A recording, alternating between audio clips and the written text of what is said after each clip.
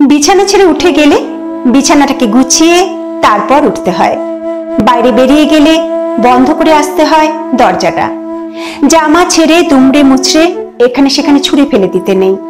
রান্নার শেষে মুছে ফেলতে হয় উনুনটা। যে উদ্বিগ্ন চোখ তোমার চলে যাওয়ার দিকে তাকিয়ে থাকে তাকে বলে যেতে হয় আসছি।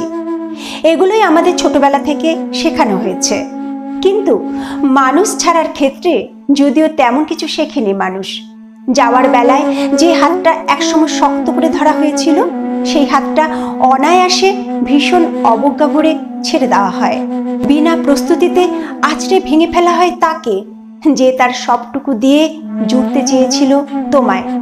হুট করে ব্লক করে দেওয়া হয়, ফোন নাম্বার রিজেক্ট লিস্টে পাঠিয়ে দেওয়া হয়, কোনো এক্সপ্লেনেশন দেওয়া হয় না। যাওয়ার সময় দুর্ব্যবহার করা হয়, তাকে বোঝানো হয় তার বেঁচে থাকা বা মরে যাওয়ায় তার কিছু যায় আসে না। যেতে যেতে একসাথে থাকার মুহূর্তগুলো এতটাই তিক্ততা করে দেয় যে উল্টো দিকের মানুষটা আজীবন আফসোস করে মানুষকে ভয় পেতে শুরু করে।